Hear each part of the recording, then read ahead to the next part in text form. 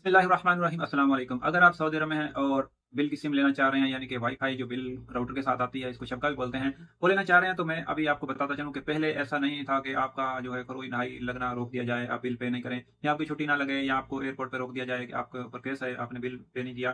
तो पहले ऐसा कानून नहीं था, लेकिन अभी हाल ही में ये कानून आ गया है, तो आपने कोशिश करनी है कि आपने बिल वाली सिम नहीं लेनी।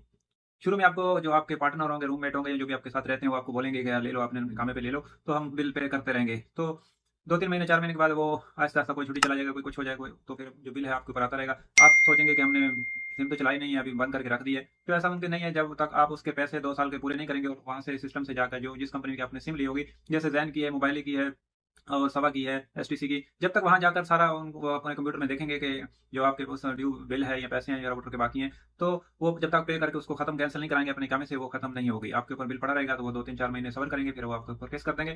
केस होने की सूरत में आपके ऊपर 2-3-4 महीने का जो बिल है, वो भी डाल दिया जाएगा और जो केस है नाज़िज़ है, यानी कि मौज मौज भी कहते हैं, मिनिस्ट्री ऑफ जस्टिस और महकमा भी बोलते हैं, जैसे अदालत हो गया, वहाँ पर केस करेंगे और वो केस की जो कीमत है, यानी कि जो पैसे आपने उनकी फीस है, वो 500 रियाल, वो भी आपको इज़ाफ़ी देनी पड़ेगी। तो हो सकता है आपके ऊपर 1600 आ जाए, 2100 आ जाए, 2800 आ जाए, 33, 25, 3500 आ जाए।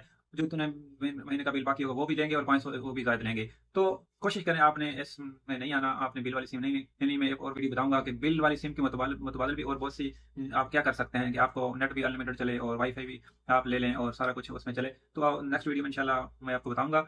तो अभी कहने का मकसद है कि आप सिम तो ले लेंगे, आप सोचेंगे 150 बिल आ रहा है, 200 बिल आ रहा है तो क्या है? तो जो स वाईफ़ाई आपको फ्री देते हैं ना, अभी 5G आ रहा है, तकरीबन उसकी कीमत वो 1600 या 1400 वसूल करते हैं। वो अब 2-3-4 महीने चलाएँगे और आप सोचेंगे ये तो हमको फ्री मिला था वाईफ़ाई, तो लेकिन आपको उसकी कीमत देनी पड़ेगी। 1600 तकरीबन वो देना पड़ेगा और जितने महीने का बिल आपका ड्यू रह जाएगा, जैसे 1 महीने का 2 या 2 महीने का 3 वो ऊपर होगा और जो जब केस हो जाएगा तो फिर वो आपको 500 रियाल और इज़ाफ़ी देके केस खत्म कराना पड़ेगा। केस खत्म कैसे होगा? आपने कैसे इसको खत्म करना है? क्या ये ऑटोमेटिक हो जाएगा? तो ये ऑटोमेटिक हो जाता है 1 दिन, 2 दिन, 3 दिन में ये हो जाता है, जब आप सारे उनके पैसे जो सेटल कर देते हैं, आपको मैसेज आएगा नाज़िज़ की तरफ से या मौज की तरफ से, महकमे की तरफ से, तो वहाँ पे सदाद नंबर होगा, उसको आपने अपनी मोबाइल के एप्लीकेशन से पे कर सकते हैं या उसके दफ्तर चले जाएँ, जिस शर्के का आपका राउटर है, वहाँ पर जाएँगे, मोबाइल के दफ्तर में जाएँगे, ज़ैन का या सवा का, तो वहाँ जाकर आप पे करेंगे और उसमें फ़तूरा ले लेंगे। 2-3-4 दिन आपने सब्र करना है या अगर आपके करीब है तो महकमे में चले जाएँ।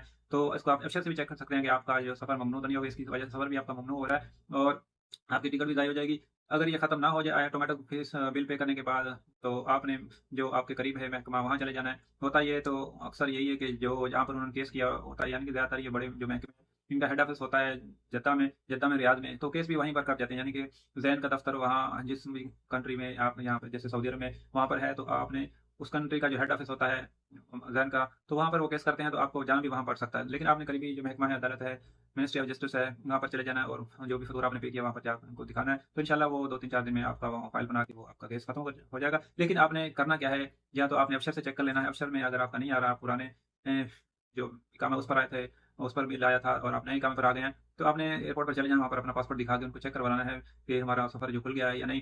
तो फिर ही आपने टिकट करवानी, ताकि आपका जो टिकट का नुकसान है, वो ना हो। तो उम्मीद है वीडियो आपको पसंद आई होगी। वीडियो के मुतालिक आपका कोई भी क्वेश्चन हो, कमेंट कीजिए, इंशाल्लाह हम आपके कमेंट का जवाब देने की पूरी कोशिश करेंगे। मिलेंगे किसी नेक्स्ट वीडियो में। शुक्रिया, अस्सलाम वालेकुम।